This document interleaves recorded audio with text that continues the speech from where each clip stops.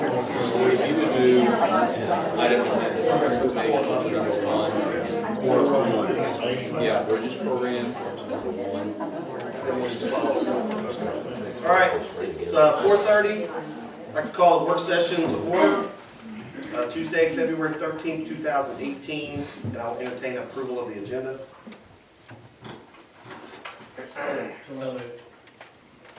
Motion and a second. Any discussion? All in favor? Aye. All right, and Chuck said there's no public comments, so I will entertain a motion to adjourn out of the work session. Second. All in favor? Aye. All right. And now we will move to the actual board meeting. And I'll call the meeting to order Tuesday, February 13th, 2018 at 4:30. And I will entertain approval or a motion to approve the agenda. So move, Mr. President. However, I'd like to move item number 4 under A of informational, which is the Bridges program, Okay. up to item number 1 under informational. Motion and a second. Any discussion or comments or questions? Be just moving that up. Okay. All right. All in favor? Aye. Any opposed? Good. First item on the agenda is recognition of Scott Ezell, and Ms. Shannon Howfield is going to present this information. You need me? Yeah, I do. Always, Matt, always. At this time, first of all, good afternoon. At this time, we're going to recognize one of our own, Mr. Scott Ezell. I'm letting him come in, and then I'm going to tell you a little bit about him. Come on up to the Front center. Since he's the only one, we're going to ring his bell a little bit. Welcome. We'd like to just say congratulations to you, Mr. Ezell. He was selected to be on the Missouri School Board Safety Board. In October, they met, and the association, which has a purpose of statewide improving existing safety programs. They are promoting new safety programs, and it is a partnership with outside agencies, including anyone that is involved with the health, security, schools. They all have come together to form this statewide board, and he has been chosen to be a member of that board. And so not only is he representing us, but he is representing this region of the state. And so we're really excited that you're going to be involved in that. You're going to be bringing us firsthand exciting information so that our district will be at the forefront. And like I said, we're just really excited that he is representing us in our district. So congratulations. I know you put in a lot of hard work outside of your school day to keep us where we need to be as a district. So congratulations.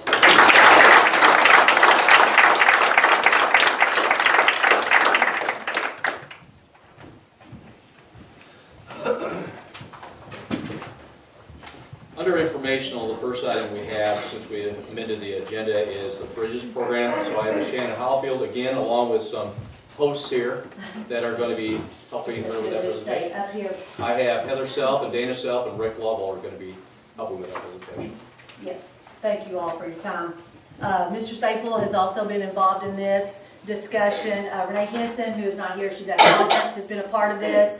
Kim Thornborough and Tiffany Morgan from the high school have been a part of the discussion as well. So there's been a lot of time and effort and hours that have spent. And just to kind of give you a little bit of background as to how we've gotten to where we are tonight. Early in the year, Dana and Heather approached me. And the teachers, it's hard to probably even imagine what it's like to see these students on a daily basis and to try to reach them where they are. And basically they came to me to share some of their ideas and some of their passion for how to reach some of our at-risk students in our school. And we quickly realized within just a few minutes of our discussion that this is not something that's just a school issue, but that this is something that we're going to have to involve our community in as well if we're going to make a difference in some of these students' lives. So in October, we went before the mayor, Mr. Steve Birch, and we basically just kind of shared what we had talked about. And he immediately said, you know, we have been having these same discussions, and I want you all to come to another meeting. I'm going to arrange for several representatives to be in this meeting. And so there were representatives there from the Chamber Board, from the Economic Development Board, from the Workforce Development Committee, and we all just sit around a table, and basically we just shared again our story. At that time, we also involved Mr. Staple and Ms. Henson, and it was a great opportunity just to share what some of the concerns are in our community. At that time, I believe the mayor tasked you, Mr. Lovell, with kind of leading their side of the charge.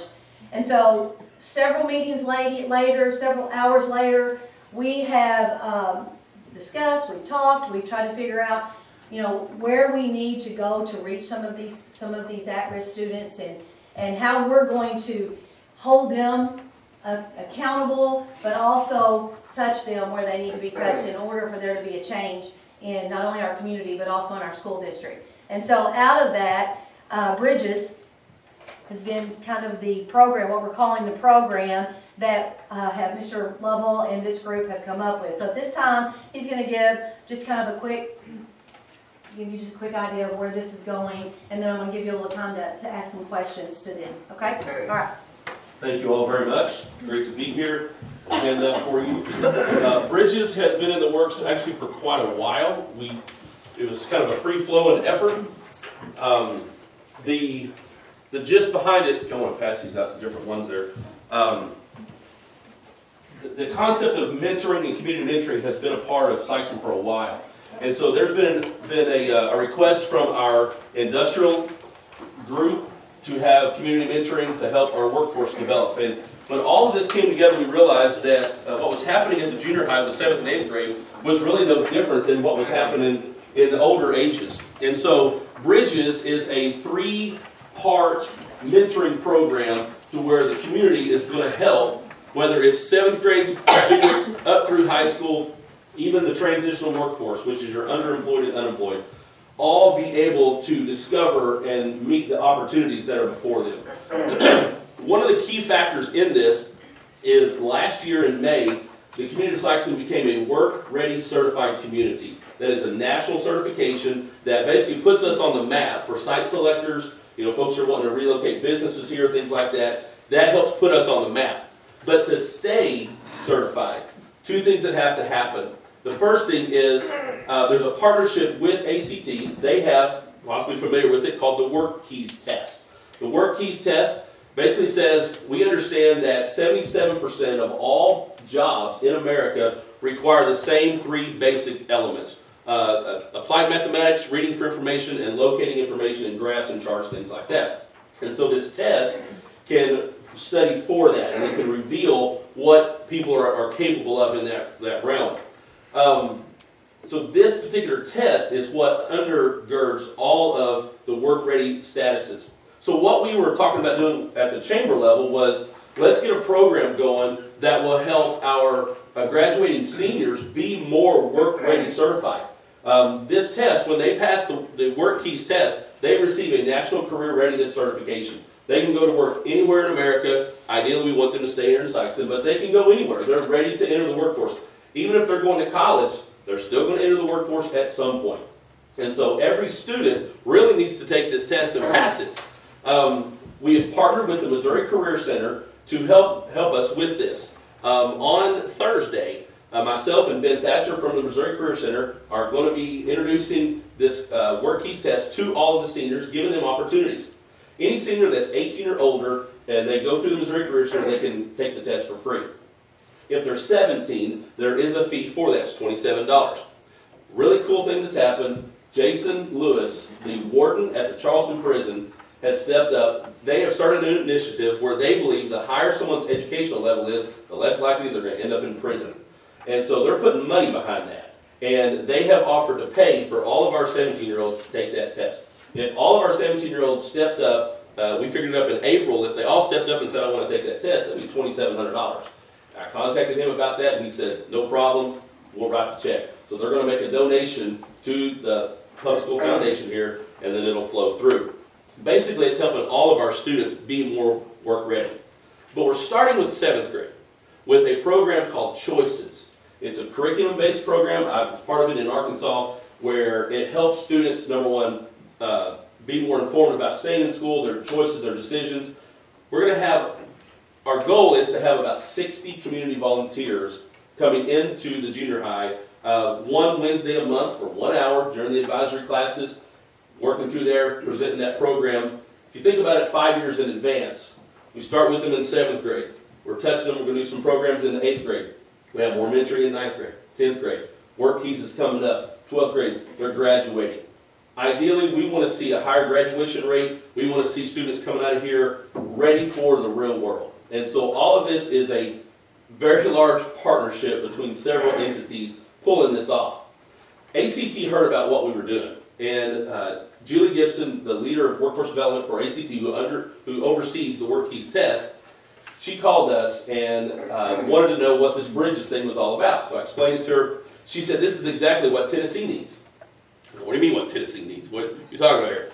So she says, in West Tennessee, there is an effort ongoing. It's called the West Tennessee Summit. It's all the rural communities in West Tennessee who are trying to work together to find partnerships that help them develop economic, the status of their community, their workforce, their educational levels, all the things that this is going to do. Long story short, they have invited us on March the 6th to come there. I'm going to be the guest speaker, going to present to 75 to 100 rural West Tennessee communities the opportunity called Bridges. We're going to highlight Sikeston. Hopefully we can take several of the Sikeston folks with us down there, both from the chamber. See Marcy here, Glenn. They're going to be hopefully coming with us, representatives from the school. This is a really cool opportunity for us to help from our 7th grade on up have more opportunities in life. And that's kind of the quick nuts and bolts of it all. So if you have questions, well, feel free to throw them out there. This is not, and I believe we need all the help we can get, certainly. How will this affect our next step, or is it what's called next step? Chris and Alan are 100% on board with Yes. this. Okay, perfect. Yep. Perfect. Chris was actually in a couple of the meetings Yeah, that we had. he's actually involved in the process. Perfect. It's exciting. It's really inspirational. We would love to see next steps in a lot of different, Right. places, not just out of line. The goal is to let's get the community involved in this and the whole thing. Is this proprietary? I mean, did the group come up with this, or is this a, I just think this. well, no, I don't mean the design, I mean the Concept. yeah, concept. This is my concept. I put it on stick. Wow. That's Well, let impressive. me, I mean- I'll back up too. When we first started the discussion, and I'm not saying that you didn't come up with this concept, because you did, but I think part of this is they were already having a discussion on the community side. Then when we met our discussion with the mayor, he's like, we're already having this discussion. We already are looking like we need to go in this direction. Y'all are just kind of the missing puzzle piece that we were trying to figure out how to reach the students. And so, the teachers saw such a need that once we partnered, we thought, what a better way. And so obviously Mr. Lovell has come up with this way to merge the two together. So the thought process, like you said, is to have more Allen wires, or not Allen wires, but I mean more Maybe down wires there. in That's an arm of that. it. This can take on many arms, and one of them mentoring, next steps, all sorts of, there's even what's the name of the program? Honorable Young Men program that, can be a part of all of this, just to get more people involved in the lives of these at-risk kids. We talked about the importance of mentor relationships, just eye contact, knowing names whenever they're out and about, using anything in a bank we talked about, or maybe it's time to apply for jobs when they're 16 and they already have some people that they've been mentored by. They're also going to get to see people from Sikeston or live in Sikeston who are successful in Sikeston, and that kind of inspires a dream for them, like, oh, I can do that. I didn't even know people did that here, like that type of stuff. And if we start out doing a few things well, like one good thing and then maybe two, then who knows what it could eventually be. Trying to help give these kids a support system that they don't have. Yeah. Right. That's the goal. And it can go different directions. And it can be a community builder. It can be just letting them live their lives better elsewhere too. It's not about just staying here, but that would be part of the package. Exactly. Hopefully we'll end up with students that are contributing citizens to some community. Yeah. That's why Hopefully it's ours, but to some community. That's why we went to the mayor first, because we knew it was our problem, but it's It's It's, Yeah. yeah, it's a lot. I presented this about 3.5 years ago to chamber leaders. And finally now we have several people on board. It that- sounds like you got some fireballs. Yeah. Yeah. Yeah, it's all perfect timing. It really is. You know, it boiled down to, we all had to decide who gets the win. And the students is who needs to get the win.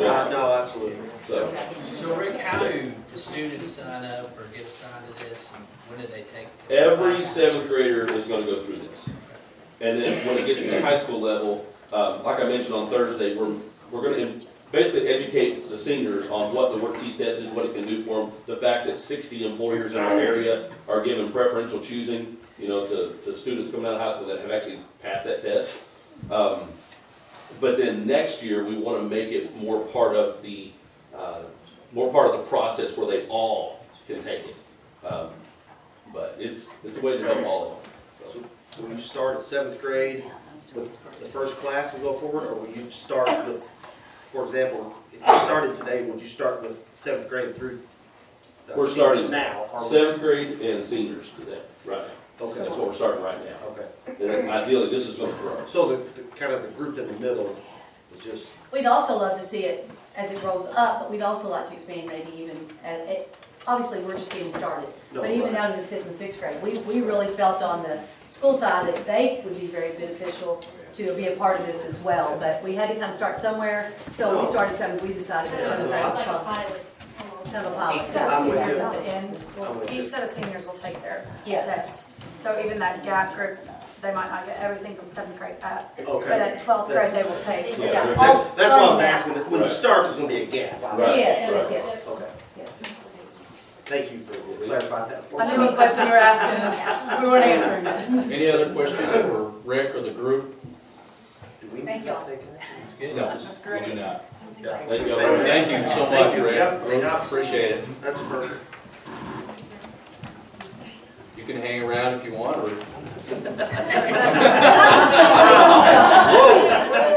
Okay. Here quite quick. Miss Eads, you have to sit down. Yeah. Thanks, Rick. Lawson? Lawson, yeah. I know, I still. Ladies, I want you to do it. Yeah. We're not offended by you. You know, we said that, didn't you? You All right, let's go ahead and move You forward. got shamed into staying, Dana. Wow, thank you. The next item on the list is the Focus Accountability Plan update that we do quarterly. Ladies, we give it to you. Ms. Hartzog? Which one? It doesn't matter. She's making me go first. Abby, go ahead.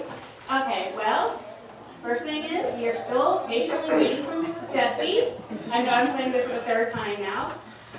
We emailed Dr. Jackson saying, hey, no updates yet. And he told us that it's going to be mid-February.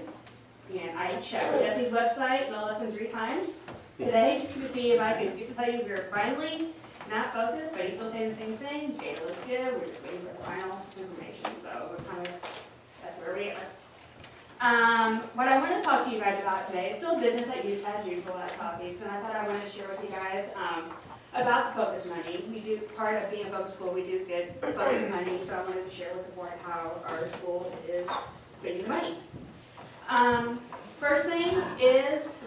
First announcement was on ELA supplemental material. We are piloting out Engage ELA.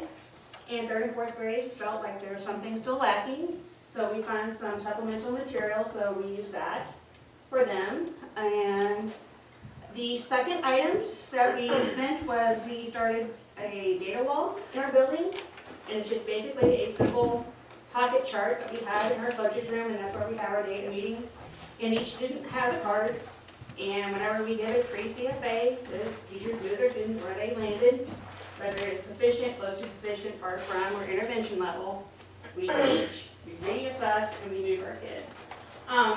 I felt like that has been very beneficial because, first of all, I think it's very powerful for the teachers to see that their growth, that they are having an impact, and just see that visual reminder or that visual to say, look, all my kiddos who started out here, now we're right here, we're making progress. And also, I think it also helped let our conversations in data meeting especially after we've given our post-TFA, we're close to meeting our SMART goals, we're not quite there. We're having targeted conversations down to a specific handful of students, like, okay, what can we do now to move these kids up?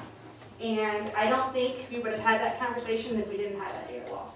And Southeast teachers are here, you're more than welcome to chime in as well. But it's helping us target them and come up with very planned, specific interventions, what we can do to help these kiddos. We've also, when I first started at Southeast, we pretty much universally, what I heard from the teachers were, we have Ames Web, which is our universal screener for both math and reading. It's okay, but it's not really the best. So with the focus money, we bought a pilot of Ames Web Plus, and we're using that within our building right now, just to see if that would be something better, give us more data, give us more information to help the kiddos out. So we're still in the middle of a piloting program. But the data that we have is more, and it's a little bit more reliable, and it's giving us more information that we need. Instead of with the old Ames Web, it just basically measured reading fluency. So when we talk about reading, there's a little bit more to that. So Ames Web Plus seems to be giving us a little bit more information. For PD, we did a book study.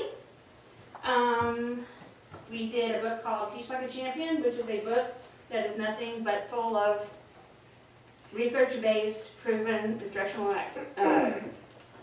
strategies you can use. We did that together as a whole building. I would say the majority of the teachers did participate with that. We did it all online.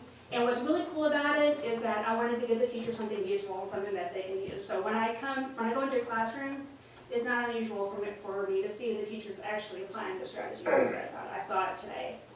So I'm really glad that it was helpful and beneficial to the students and to the teachers as well. We're also going to do another book study, which we're going to do Energy Fest, and that was Mr. Brooks' pick. We also use a focus money for curriculum work.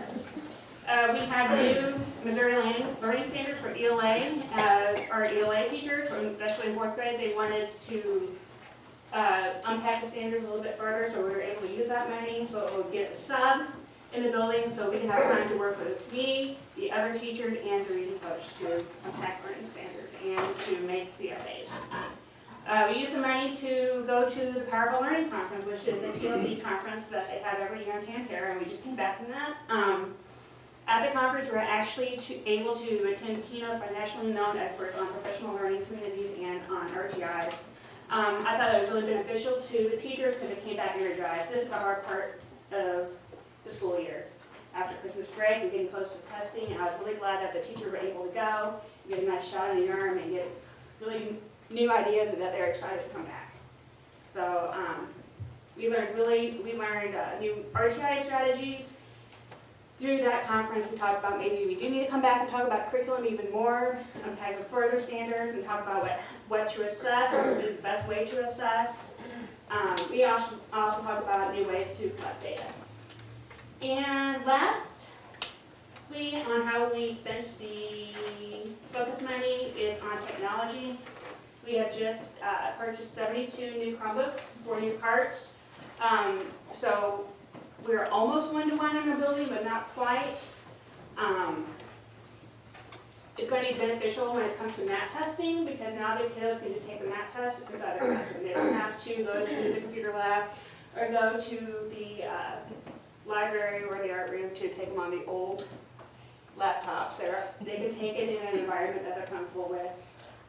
We're making our CFAs online, getting them used to being using and typing on a computer, so hopefully that's going to help as well. It's helped with Zern. I will say that the teachers have really taken to using Zern in math class, and it's helping with their differentiating instruction. It's helping with the small group, and that would not be available if we did not have Chromebooks. And we've also we have some smart boards that we're on their last leg, and I think they're one of the very first few boards purchased in the district. And we're getting them replaced with interactive flat cameras, so the teachers are very excited about that. So that's all I have right now. So, you guys have any questions or anything? Any questions for Abby? Just when we get out of focus designation, will you still continue most of these activities and things like that? I mean, you plan on it? Yeah, I mean, I will definitely say PLC is our culture at school. It is the way that we do things, and I cannot envision that ever changing. I've only been there for half a year, but that's something I picked up quick. It's the way we do things there. Great. Thank you. Thank you. Crystal? Thank you. It's going to be very similar, a few differences, but we are also waiting for Ken Jackson, however we want. A lot of waiting for Ken. But he has assured us that we have met our goal for year 1 of 3 in order for us to exit the focus program, the focus school. As far as our money and what we spent focus money on this year, we got EOLA supplements. We also use Engage. We started using it last year, pretty much building wide in one way or the other. And so this year we're using it every grade level to some degree. And so just different supplements that they needed for that. We also use, like she said, that they went with Ames Web Plus for the universal screener. We went, was it last year we started that? Okay, for the last 2 years, we went with Star. We also agreed that Ames Web, the way it was not specific enough for the information. And so we went with Star. One of the teachers and I had used Star before, so that's just the one that we chose.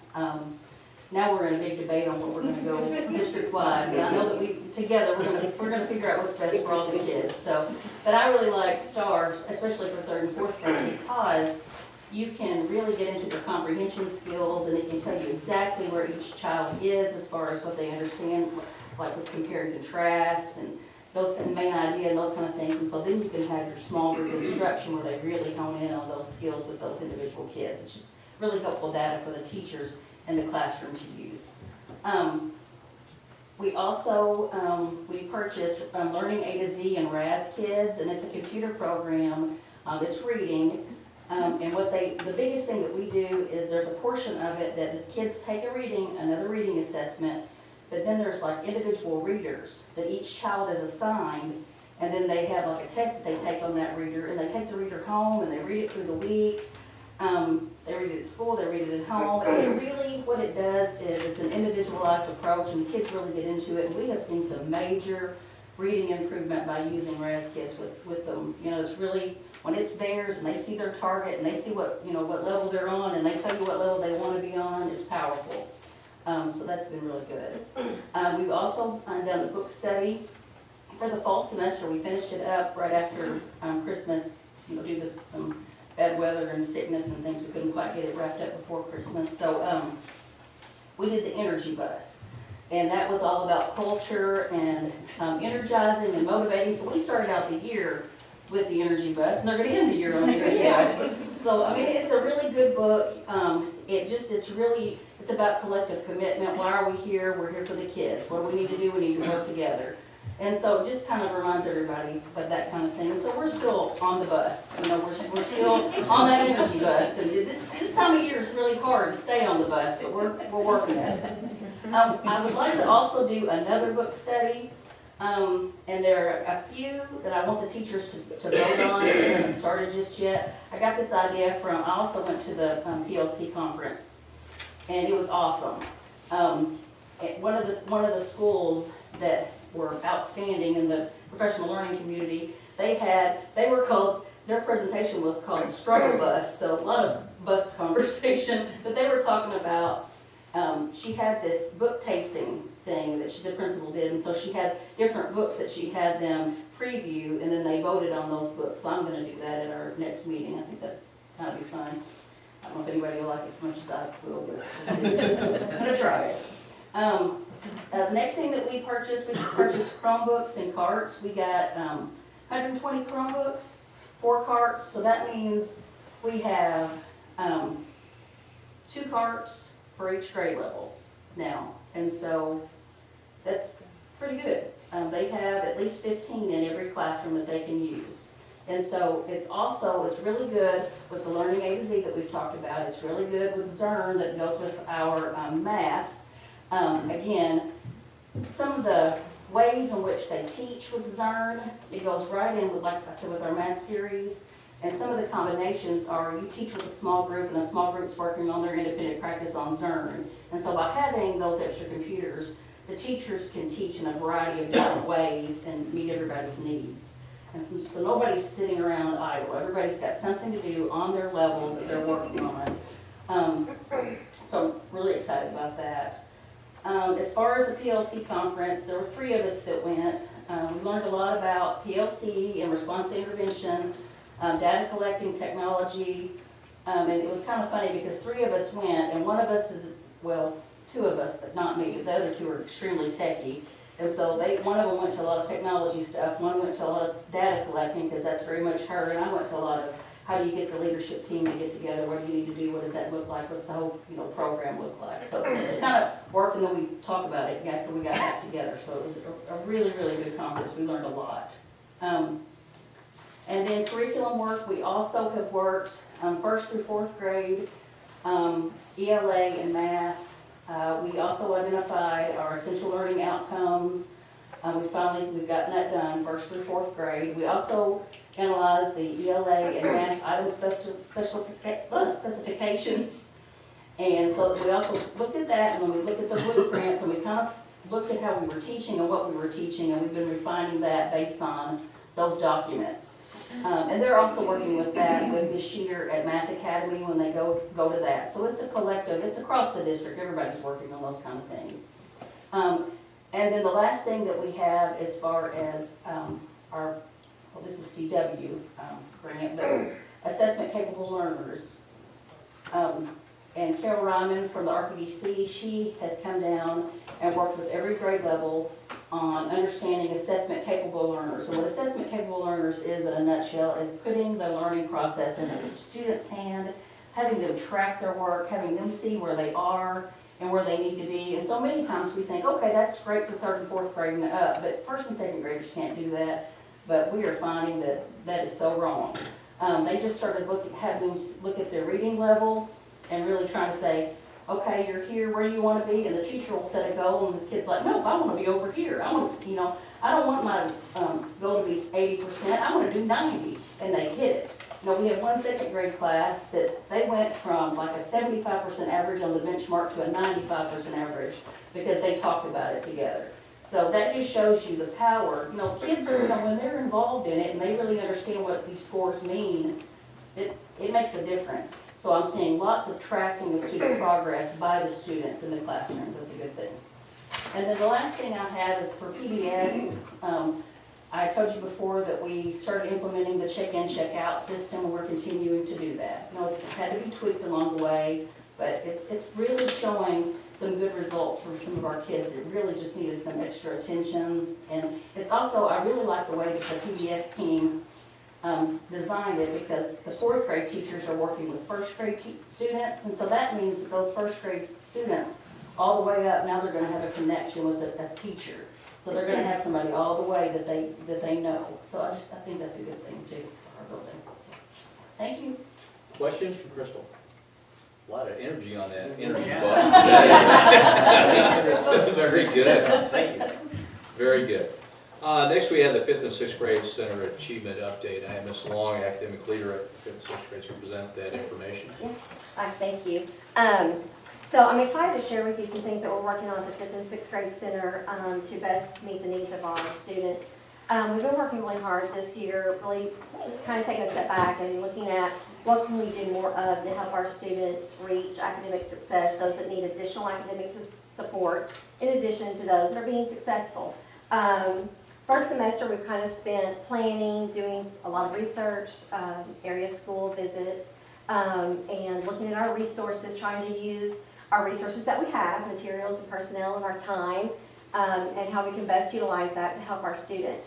So we spent the first semester with that planning phase, and the second semester we've actually started piloting the RTI enrichment program.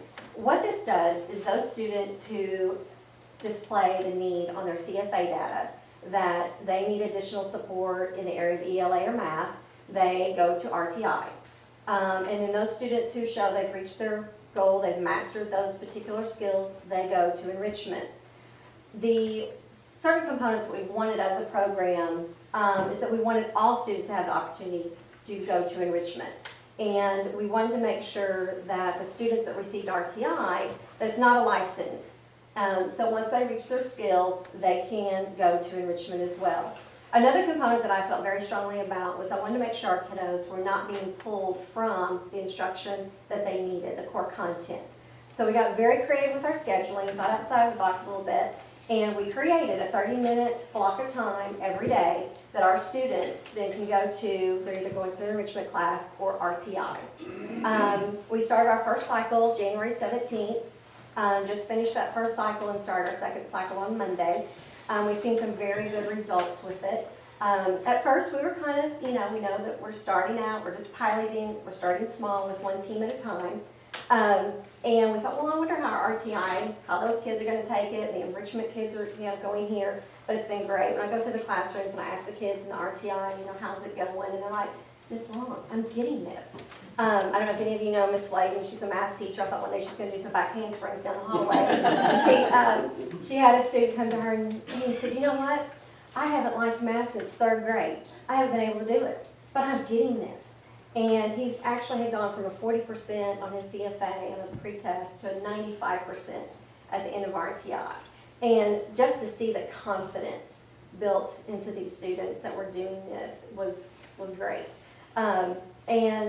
Enrichment classes, we have a variety. Each time we add a new cycle, we'll be adding more enrichment classes. Right now, if you come in our building during that time, you'll see everything from dancing to Spanish to students working with coding robots. So there's just a variety of things going on. And we tell our students in enrichment to go in with an open mind. It may be something that you don't like or not sure about or take you out of your comfort zone a little bit, and that's the idea. We want you to try new things, expose you to something new. We had students in art that were doing weaving, and some students got excited and went home and created their own looms and brought back things that they had done at home. Our students with Spanish, I'm like, I tried Spanish, it's really fun. I went home and was, talking, using it at home and different things. So just trying to do something that we can help all learners and reach them and help them reach their academic success. So I've heard about the dancing. The boys don't really like having to dance with the girls. What's fun? It's really funny because we heard that too, and what's really funny though, outside you'll hear that little chatter, but when you go in and watch it, they are into it. I mean, they've got the rhythm going. Yeah. They are doing it, yeah. And it's really cute, and she's doing it in a nice way. If they're not a country, she has ways to do it, but they're actually learning how to dance correctly in a nice manner. But, That's a good idea.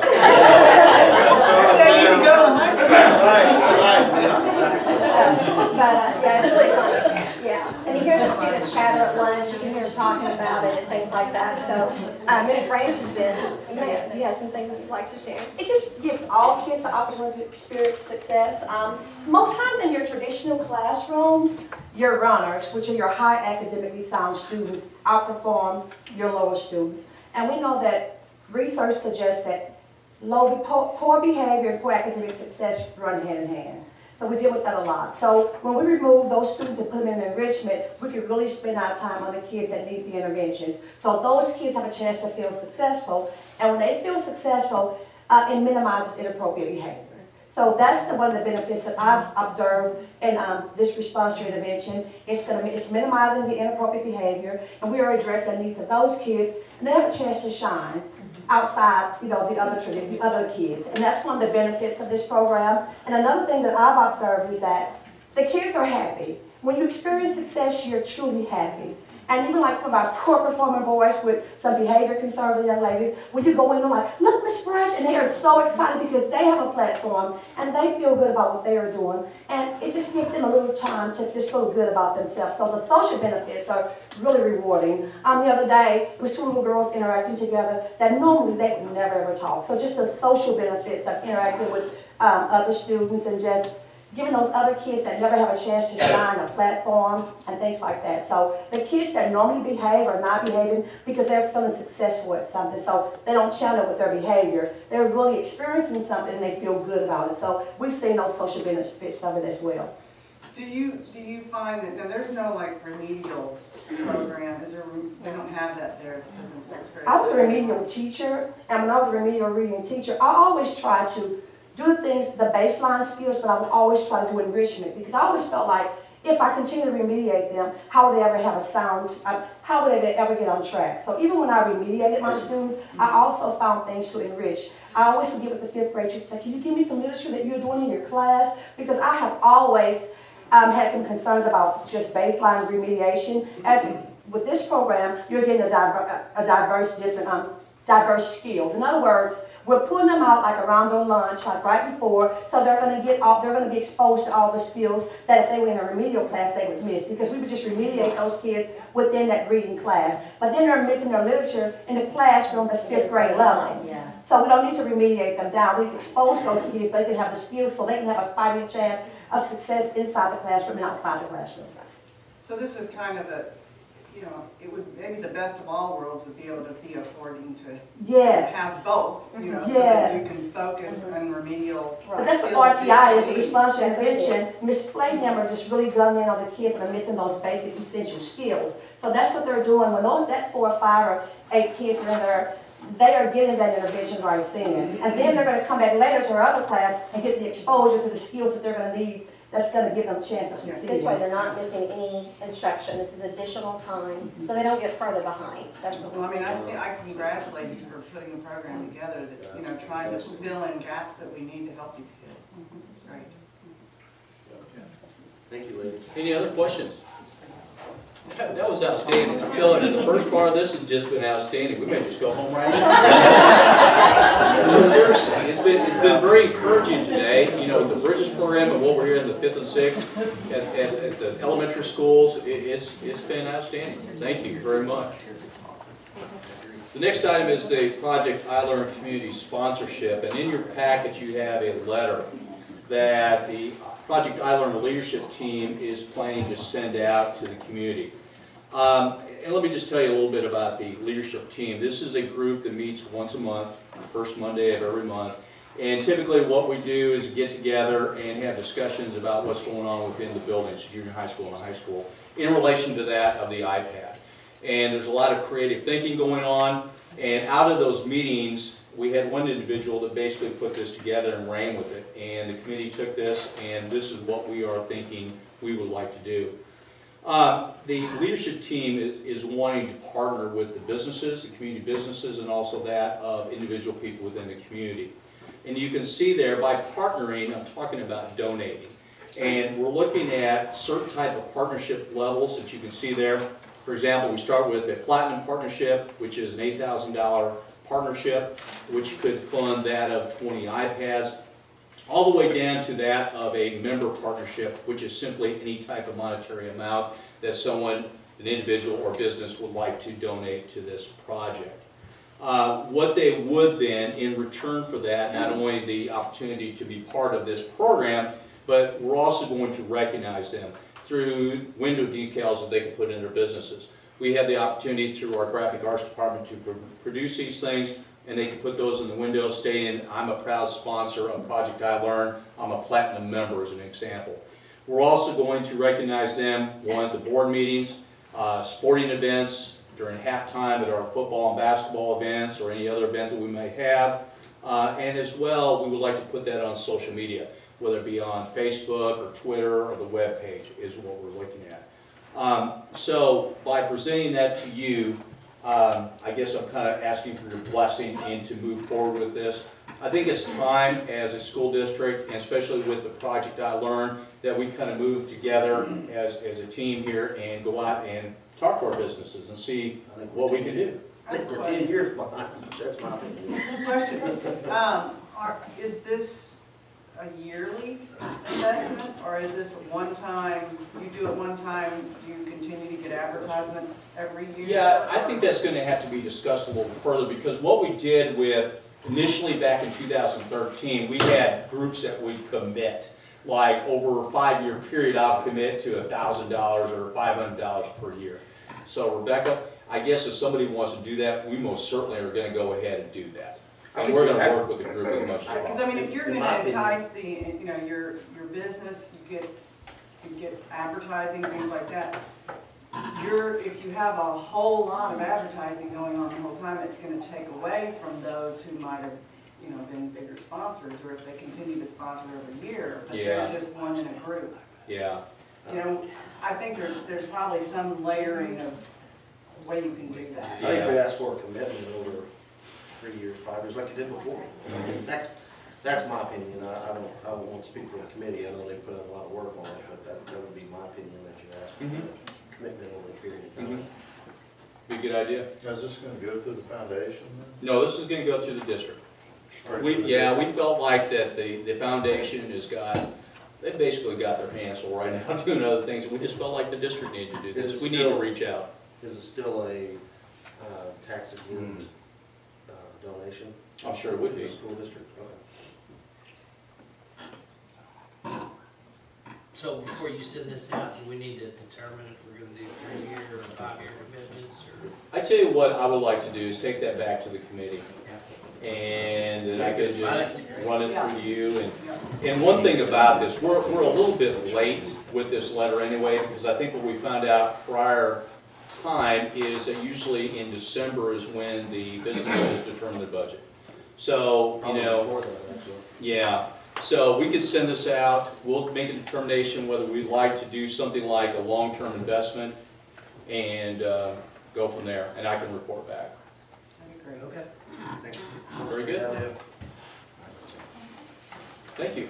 Next item we have is student enrollment as of February 1st, 2018. Our enrollment is 3,317 students. We are down 1 student from the previous month. K through 6 elementary numbers, we have 8 students down. 7 through 12, we're down 7 students. In the alternative school, we're up 13. So 1 student down from the previous month. Questions or comments on student enrollment? We just, give them- So you have different numbers? I do too. Next, we have the student discipline data as of January 18th, January 2018. And in there, we have a usual record of those that have been in ISS and OSS and for infractions and broken down by building and also by ethnicity and also that of male and female. Questions, comments on that? Next thing is a reminder, number 7, MSBA Spring Regional Meeting, that is April 16th at 6 o'clock in the Sikeston High School cafeteria. Some of you were here a few years ago when we had it. MSBA selected this again. I'm not so sure what the topic's going to be. Last time it was on discipline, which is very helpful to a lot of you. So we'll just have to wait and see what the topic is going to be, but I would encourage everyone to attend, if at all possible. Sarah Mark gonna provide the meal? Yes, they are. Yes, they are. I think last time we had prime rib, didn't we? I missed it. Oh, well, you missed it, Scott, I tell you, you missed it. was the only one that didn't go. Going into required action, the first item is request permission to schedule an executive session immediately to discuss personnel immediately following this meeting. So move. Second. Mr. Quinnebacker? Yes. Mr. Lees? Yes. Mr. Yes. Yes. Mr. Campbell? Yes. Next item is a consideration amendment to the high school graduation requirements, and Tiffany Morgan's going to present that. Hi, it is my recommendation to the board to amend our high school graduation requirements. Right now, at the high school, we require more core classes than the state does. We require 4 English, 4 math, 4 social studies, and 4 science. My recommendation is to go back to the state minimums. And the reason why is to offer the students more of a diverse ability to take classes that they would like to take. Right now, with the students having to take 4 English, social studies, math, and science, they are kind of pigeonholed on what classes that they would like to take. For example, if we have a student that is in orchestra or band or would like to take an SETC course, if they're in SETC courses and band, it's hard for them to take the courses that they would like to take. Just because of the state requirements. Besides those 4 classes, they're also required to take a year of PE, They're also required to take a half a semester of health, a half a semester of personal finance, and the state is also maybe looking at them taking a half a credit of a career class. So it's just my recommendation because of that, just to offer a variety for students, because we've had so many students that haven't been able to take the classes that they would like to take to see if that's something that they're interested in past high school. You know, they'll get into college thinking that they would like to do something, and then they realize that's not what they want to do because they haven't been able to experience it at the high school level to see if that's something that they would like to pursue further. Also, like we said, kind of going along with the Bridges program and the workforce readiness, we've had a lot of students interested in welding or interested in culinary arts, but they just can't fit it into their schedule. And that's something that we would like to open up to them, having a chance to be able to take classes that they would like to take. That's a wow thing for me to soak in, to say we're not going to require social studies credits to be taken in science. Let me just kind of clarify I a don't little know, bit. I'm just like, Okay. take To it back. have a little I don't history, know. a little history on that. We have been 4, 4, 4, and 4 for as long as I can remember, Rebecca. It was even prior to me coming to the high school in '96. The state minimum requirements for many years was 22. And that's what we used to operate the alternative school on. And then in 2010, it jumped up to 24 total credits. So we've always been there high as far as overall credits. But what has happened and what we are seeing so much is that kids, let's say that I'm a musically inclined individual and I want to take band and I want to take choir and maybe I even want to, you know, combination of orchestra in there as well. With the amount of core classes that we require our kids to do, they can't do that. You just cannot fit it into your schedule and get all your electives taken care of and get your core classes taken care of. It just won't work out. And not even just the musical aspect. Take as example the arts, you know, or a vocational class. I just can't do that. And so a lot of kids are basically left out of taking classes that may enrich them. Can I clarify? I don't know if we explained it real well, that the state requirement is or the district requirement now is 4 social studies, 4 science, 4 math, 4 ELA. Yes. The state is 4 ELA, but it's 3 social studies, 3 science, and 3, what I leave out? 3 math. So it's decreasing 1 credit. I don't know if you were thinking. No, I wouldn't take it that way. Yeah, you were thinking all of them, weren't you? Yeah. Yes, Yeah, I thought that's what she thought. Yeah. I can see my I should Yeah. explain So that. it's just 1 social studies, 1 science, and 1 math. and Yes. math. Yeah, I knew they had Thank you, John. Sorry. Drink. I didn't clarify. To that note, I'll give you a first-hand situation, because my son was pigeonholed in there. He got to take agriculture 1 year, and then the second year, he had to take it as an advisory course or take Miss Tunes to get into Yes. FFA. And we have many students like that. And so, you know, he might go in the field of agriculture, he's definitely gonna be involved in farming, but he's not gonna get that experience, or he didn't get that experience in high school. And my daughter has got that same situation right now. Music. And with music, and actually she's experienced that class, and she doesn't have an opportunity to take it the way her curriculum set up. We have 3 math, I mean, we have to have 3 credits in it? Because I know I didn't take a math class my senior year. Oh, I didn't. Good news. Yeah. Do what? We have access to Hey, I know I didn't. looking at that. Yeah, I know I didn't have a math class my senior year. Yeah. I brought this up earlier today when we were discussing it. If we have a high school senior who's on course to graduate that comes from Cape Central, they're behind the credits when they come to Sikeston. That's a good point. They all of a sudden are taking a Credit credit recovery class and like, why? I was going to graduate where I can't. So we have kids that move in our district that are automatically put behind the 8 ball. And we've actually had a student come and check to see what our requirements were, to see if they could graduate, and ended up not moving here. We just had that a couple weeks ago, not moving here because there was no way that person was going to be able to graduate by May. When would this take effect? Would that? Next school year. Next school year. Next school. Yes. Yes. I think it's a great idea. Yeah. It's just something that we think that would offer a better opportunity to students. And we think that our students that are college bound, they're still going to take those Right. classes that they need to take. Absolutely. They're still gonna know, but I mean, we've had a student that had a drop project lead the way because they were in, and that project lead the way is something that they could have benefited from Yeah. on to the next That's a good stage. class. It's Yeah. long overdue. Yeah. I mean, it's It just, really is. it's something that we think that for our students' sake, because I've had many students come to me saying, I just can't take all my classes, what do I, and I have to tell them, you have to choose. And I hate to tell them that they have to choose what classes they have to take at the high school level, because that's when they're just starting to learn. And we've been in that situation several times this year. Yeah. Gotta pick one. Sorry. It's upset, I mean, I feel bad for them because they still don't know what they want to do, and they're still kind of lost in that situation of what they really want. I make a motion that we receive the recommendation to change the requirements for graduation to be in line with state requirements. I'll second.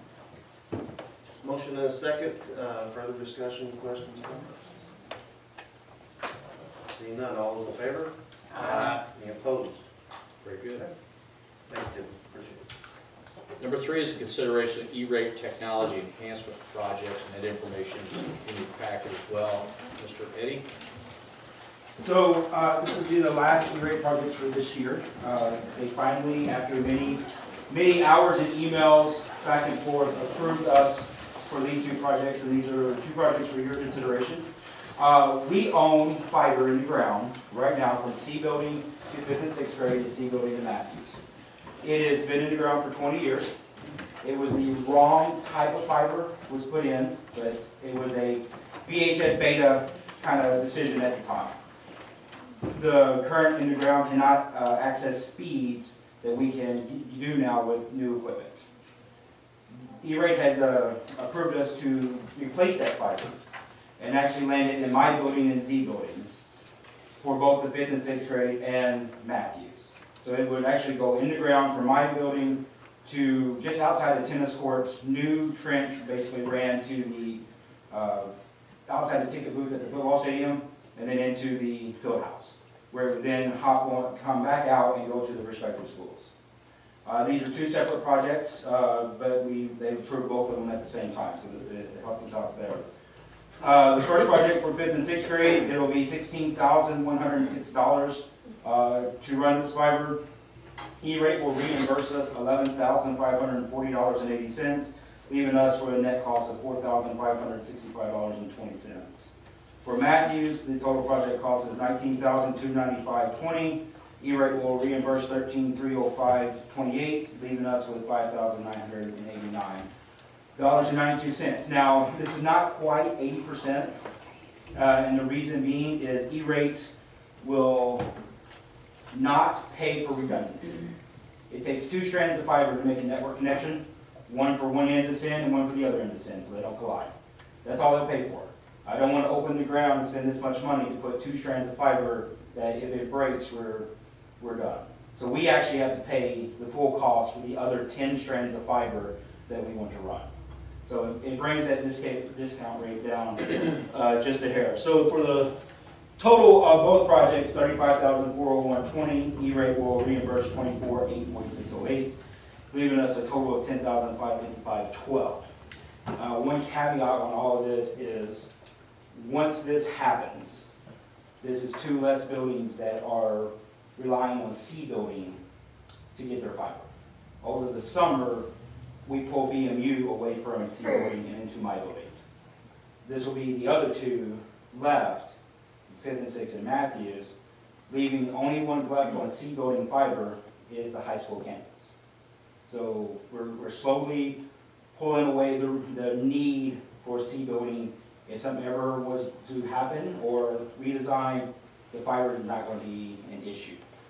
The other part of our plan on all of this is maintenance. When they ran their new canopy system, they left us a pipe in there. So we can start bringing other buildings off of C building that's on a high school campus directly to us.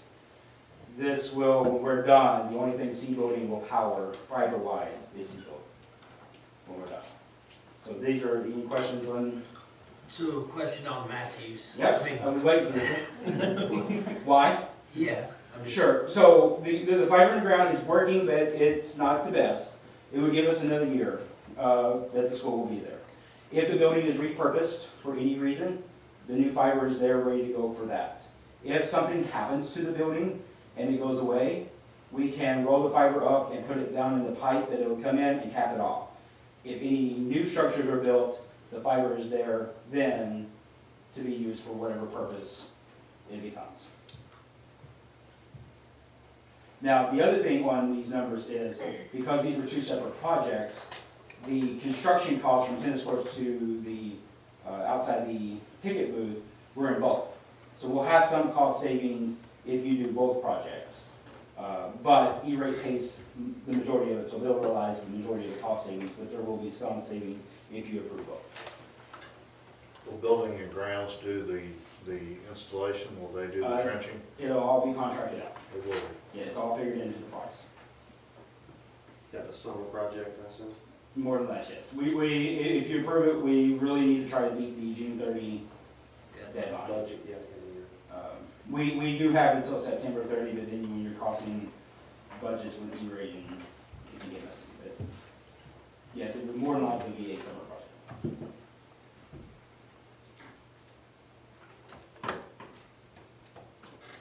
Your recommendation? My recommendation is to accept this offer.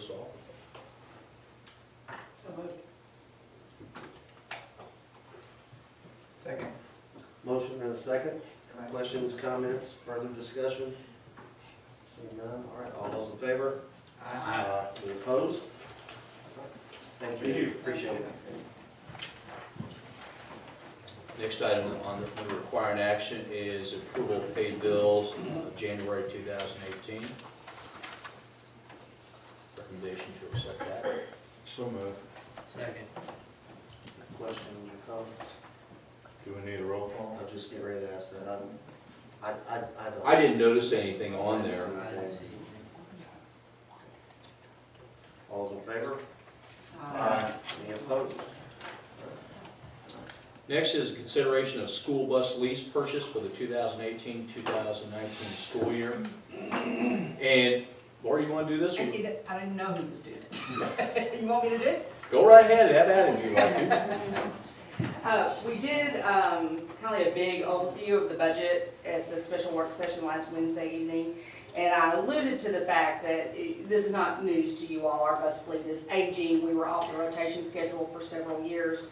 If we weren't giving people raises, we weren't buying buses, and that's hurt us. So our transportation director came to us and said, here are 5 buses that are 65 to 75% of our repair and supply cost each year, and it just does not make sense to continue putting dollars into these. Well, we can't put into next year's budget 5 new buses, but we do have an opportunity to do what most area schools are doing now, is do a lease purchase agreement.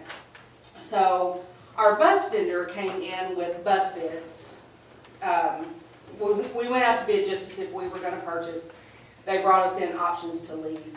What we are recommending, and keep in mind you are approving this as a line item for the 18-19 budget if you do this evening, because this will transpire after July 1. We are recommending that we lease 5 diesel transit, the snub nose buses. The cost on those would be $434,675. That's spread out over 5 years. What we're asking you to approve tonight is the leasing of the buses, not the vendor that we'll go with for the actual financing of it. This gives us an opportunity, by approving this evening, the opportunity to get on the bus list and get our buses in by July. If we wait till March, we're not guaranteed buses until August. So that's February is your critical point on this. Just to give you some idea, we've gone out to several vendors. We're still waiting on a couple of vendors to bring us numbers. But worst case scenario that we've seen would be an interest rate of 3.25%. What the bus vendor actually brought us in was lower than that. It would be an annual payment of just over $95,000. So we're going to look at getting 5 buses new in the fleet when school's up and going, for annual payment somewhere $93,000 to $95,000, depending on interest rates. and we would pay that out over 5 years. We realize we're paying interest and we don't like to do that, but we need 5 buses, and we can't put 5 buses in the budget. And this is, as you explained the other night, this is more cost effective for our district than what we've had to do, which is replace and purchase buses like 2, rotating them like every other year, every year. If we weren't recommending this evening, then we would at least have to recommend to you all 2 new buses for next year. So we would need to put in almost $174,000 into next year's budget, which is going to tie your hands on some other very important decisions that you need to make in FY19. Right, and then it doesn't stop the next year. And it doesn't stop the next year, and it doesn't stop the next year. The beauty of this is that we get our 5 buses when we need them. Interest rates are starting to go up, so we need to get in on this while we can. We'll probably have to come back with end of February, 1st of March to get some of these rates approved in this 3.125% range. But the beauty of this is that on the back end of this, should we come into a surplus of money, most of the offers that we have on the table, there's not an early payoff penalty. So if we've got more money in the budget and we want to pay it off after year 3, we can do that with no penalty, and we save interest. Same thing we've done with our bonds. So it's about as win-win as we can offer you. But by doing it this way, rather than incurring like 170, or you said 95? Mm-hmm. Yes. Yeah, that would be worse. And that would case just be scenario. for 2? Yeah. We get 5. Yeah, this was 5. So what are the limitations, I mean, as far as mileage, or is there any sort of nothing? No, and there are hours at the Lease to a end. municipality, but it's basically it's a straight. Yeah, and there are hours at the end. One thing that our transportation director did share with us is a list of his buses. He has 5 buses right now that need to be replaced. He has a 2003 with 159,000, another 2003, there's no mileage on that, 2001 with 143, 2004 with 103, and another 2004 with 106. Bus number 19, which is that 2004, costs us roughly $15,000 a year to run, to fix up and get it ready for the road. So I think this is an option right now that is going to definitely help our transportation department, also help the district. So more of that 93,000 doesn't include the purchase price at the end of the lease, does it? There is none. We're just spreading this out over 5 years Straight pay. and paying a small interest rate on it. So. It's a straight pay. Some of the vendors do have, and we'll bring all of this to you when we're actually discussing financing, some of the vendors do have a per bus fee agreement, but they do this, that, and something else at the end. So we'll lay all of that out for you. But like I said, the worst case scenario we're going to see is a $95,000 payment in year 1. I move to accept the recommendation to lease Thank you, Lori. buses, 5 buses. Yes, 5 buses, yes. And with it being in for FY19 budget. FY19. Are these diesel? Yes. Yes, it's a diesel, it's a 77 passer, snub nose. I like to use snub nose instead of the transits. It won't no nose on it, and yeah, they are. Turn sharp too. Yes, they do. They work very well in town as far as the long trips that we take too. They work very well. Second. Any further discussion or comments? Thank you, Board. All those in favor? Aye. Any opposed? Okay. Turn it over to you for consent agenda items. Let's move through the consent agenda items. The approval of the following minutes. Special work session, January 8th, 2018. Work session, January 9th, 2018. Regular session, January 9th, 2018. Executive session, January 9th, 2018. Executive session, January 16th, 2018. Consideration of Sikeston High School Model UN Constitution. Ratification of support staff report. Ratification of substitute teacher report. Ratification of extra duty assignment report. Sale of surplus property pursuant to policy DNAP. Discarded inventory vehicle. Acceptance of employee retirement, Mary Sire and Kathy Bohannon. Acceptance of employee resignation, Kristen Cooper, Tiffany Kwan, Rachel Gates, Andrea Schroeder, Gloria Houston. Approval of board policies as proposed by MSBA, IGBE, KL, and KLA, as opposed by MSBA with local amendment IL.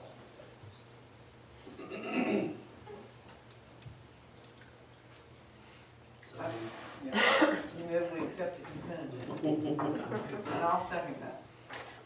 All right, motion and a second, any discussion? Can we, the resignations in executive session, can we? Yes, that was Start on planned, content? it's Okay. planned, Okay. yes. Any further discussion? All right, all those in favor? Aye. Any opposed? Okay, I'll entertain a motion to adjourn. Move. Thank you. All in favor? Aye. Second? Yes. Thank you all. Thank you. Lynn, congratulations.